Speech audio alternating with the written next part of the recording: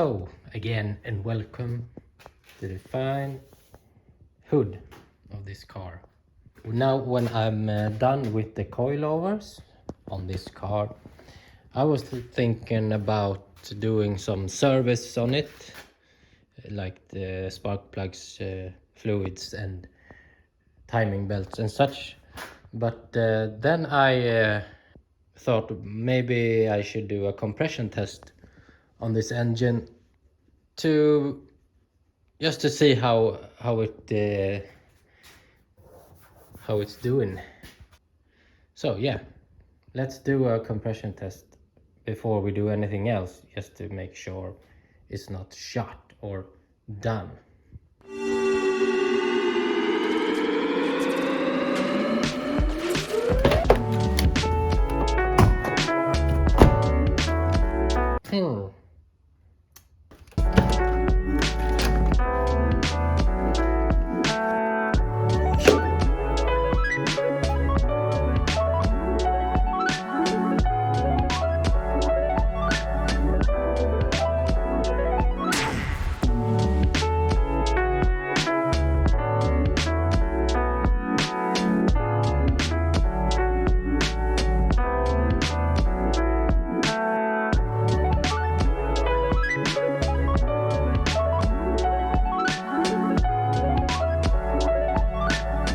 So the results are in. Well, let's start out with the numbers. I have a simple, what we hear in Sweden, it's a Biltema compression tester, and I guess it's equivalent to Harbor Freight or AutoZone or what you call it in America. What I'm looking for when doing this kind of test in my garage is like the even numbers in each cylinder, and what I've got straight through on all cylinders is 230 psi, but there was some worrying signs, I guess, when taking out the spark plugs. Here's the first, looking well used, but it looks okay, I guess, if I can focus. It's not too bad. But then the second one was oily as, like, from the over the Volvo logo here and down all over. And the second one, the third one was the same. But looking inside down to the pistons, what I can see, there's no oil on the piston itself, on the top of it. There's oil over, like on the top over here, and you can see it's kind of messy. And this car once had the PCV system clogged, and I don't know, maybe it pushed out some oil over here and it dripped down the cylinder or the spark plug hose.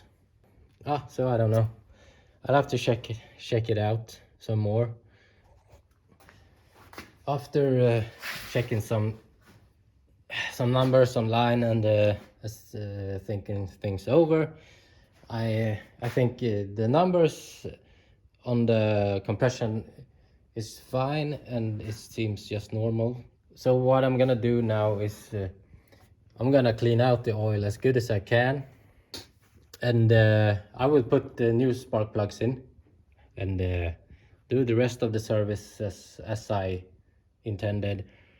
And I'm gonna do another thing. I'm gonna take off the intake manifold and check the PCV system, and I'm gonna install a catch can on this car. I'm gonna show you why I'm thinking that it's a good idea. Let's move on.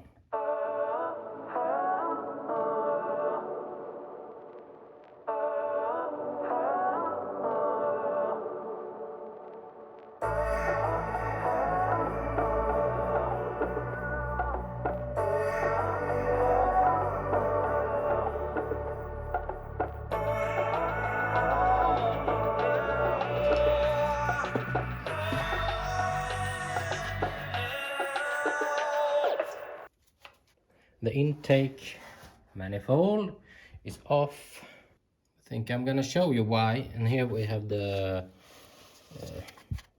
I don't know what to call it, the catch, the oil trap, maybe oil trap.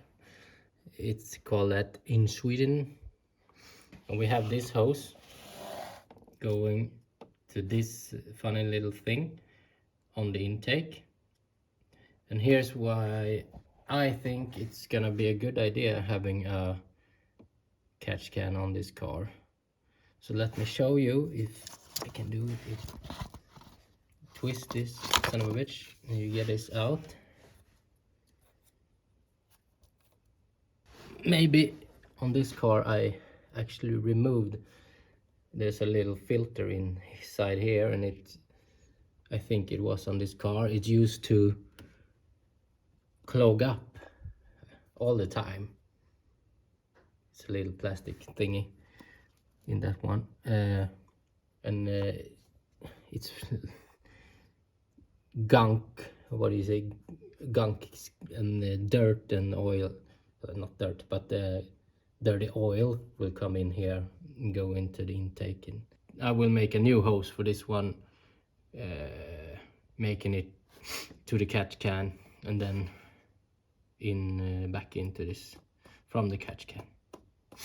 Yeah, now I'm gonna remove this one, the oil trap. And so the oil trap is out, and it feels very light, not anything.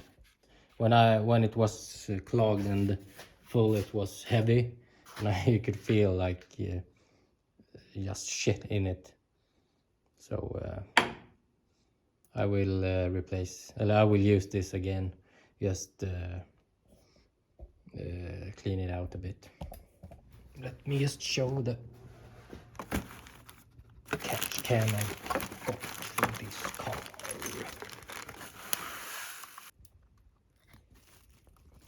Something like this. Thinking of putting it here somewhere.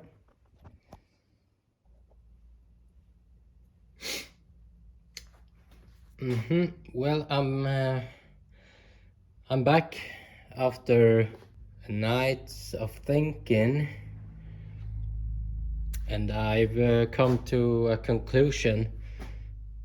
When cleaning out the oil trap and the hoses, I saw the mayo like oil mix with water, and then I remembered why this was clogged up as much as it did when we had this car before. In this little filter that normally sits in here, it was always that gunk in there. And then I remembered the coolant